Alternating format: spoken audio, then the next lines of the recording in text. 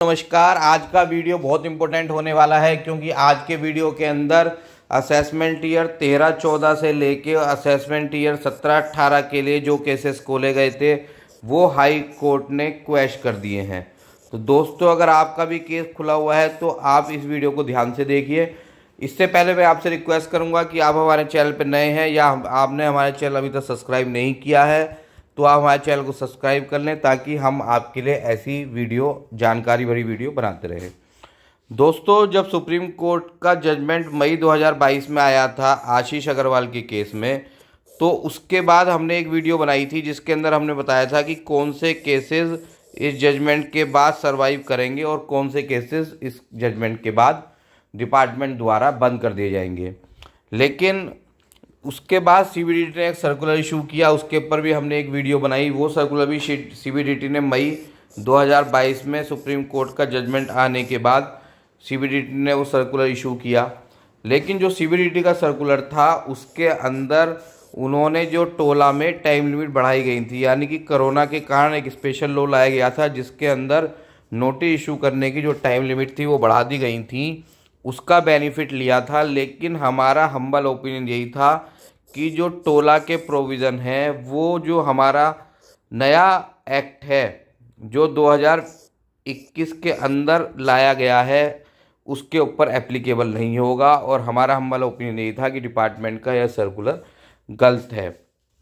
उसके बाद बहुत सारे हाई कोर्ट्स में, डिफरेंट हाई कोर्ट्स में असेसीज ने रिट फाइल करी और कहा कि ये जो हमारे केसेस खोले गए हैं सुप्रीम कोर्ट का जजमेंट आने के बाद ये केसेस हमारे नहीं खुलने चाहिए। तो हम अभी एक सबसे जो लेटेस्ट जजमेंट आया है वह यूपी हाई कोर्ट का आया है, यानी कि इलाहाबाद हाई कोर्ट का आया है, और यह जजमेंट असेसी के फेवर में है। तो दोस्तों, आज की वीडियो में हम डिस्कस करेंगे कि जजमेंट में क्या कहा गया है और आप इस जजमेंट का बेनिफिट कैसे ले सकते हैं। तो सबसे पहले आप इस जजमेंट का साइटेशन देख लीजिए। जजमेंट का जो साइटेशन रहेगा वो 1086/2022 और जो लीडिंग केस का नाम रहेगा वो राजीव बंसल रहेगा। तो अब हम यहाँ पे हम डिस्कस करेंगे दोस्तों कि अब इस जजमेंट का क्रक्स क्या है। आपने देखा होगा हम पुरानी वीडियो में अपने जजमेंट में काफ़ी डिटेल जजमेंट होता है, तो हम केवल जजमेंट का क्रक्स पढ़ते हैं।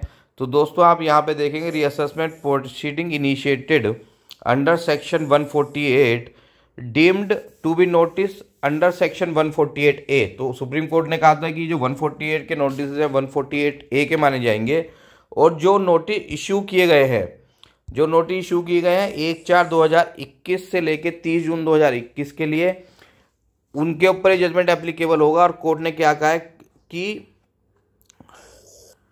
ये जो नोटिस है यानी कि जो असेसमेंट प्रोसीडिंग है ये है टोला के जो प्रोविजंस हैं उस पे एप्लीकेबल नहीं होंगे, यानी कि जो टोला के प्रोविजंस हैं, टोला ने जो टाइम लिमिट एक्सटेंड करी है वह इन नोटिस के ऊपर एप्लीकेबल नहीं होगी।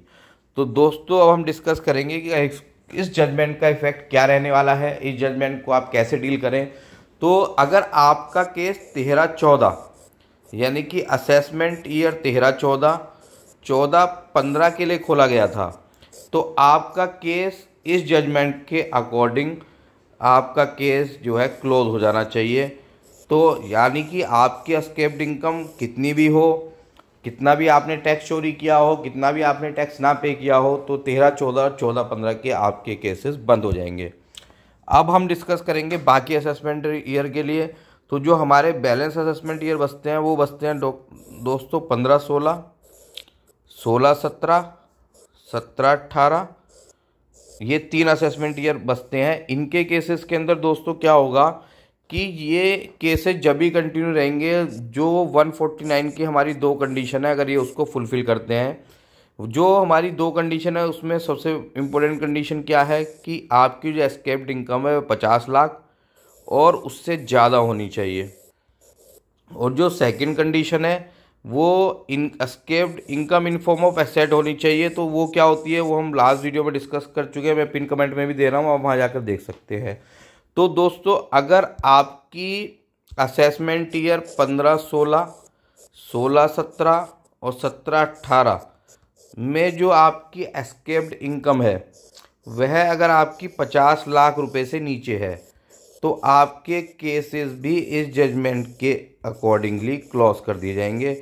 अब वो आगे कैसे क्लोज होंगे, आपको क्या करना पड़ेगा दोस्तों, ये हम डिस्कस करेंगे। तो दोस्तों अगर आपको लगता है कि आप भी यूपी हाई कोर्ट के जुडिक्शन में है और आपका केस भी इस जजमेंट के अकॉर्डिंगली क्लोज हो जाना चाहिए, तो आपको क्या करना है दोस्तों। वैसे तो डिपार्टमेंट को ये केसेस अपने आप ही ड्रॉप कर देने चाहिए, लेकिन मेरा जो एक्सपीरियंस है, अभी तक डिपार्टमेंट ने हाई कोर्ट के जजमेंट के बेसिस पे ऐसे किसी भी केस को बंद नहीं किया है। तो अगर आपका केस लगा हुआ है तो तुरंत आप अपने जो ऑनलाइन जो आप रिप्लाई सबमिट कर रहे हैं उस विंडो के अंदर जाके ऑब्जेक्शन फाइल कीजिए जो मेरा केस है उसके ये फैक्ट्स हैं और जो इलाहाबाद हाई कोर्ट का जजमेंट है उसकी आप उसकी कॉपी लगा दीजिए और लिखिए कि मेरा केस जो है वो ड्रॉप कर दें।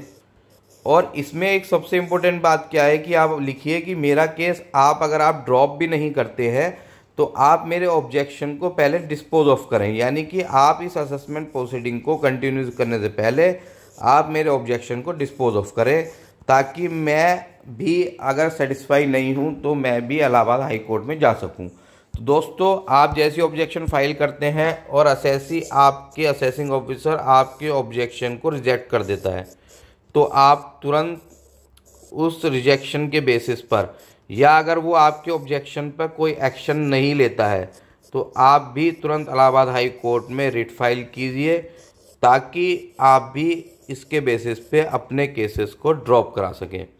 अब बाकी जो असेसीज हैं जो इलाहाबाद हाई कोर्ट के जुडिक्शन में नहीं पढ़ते हैं वह भी इस जजमेंट को रेफ़र कर सकते हैं दोस्तों, लेकिन उनको बेनिफिट मिलने का चांसेस कम है। तो दोस्तों फिर आपसे एक बार मैं रिक्वेस्ट करता हूँ आप हमारे चैनल को सब्सक्राइब कर लें ताकि आपको ये बहुत इंपॉर्टेंट वीडियो आपको मिलती रहे। Thank you.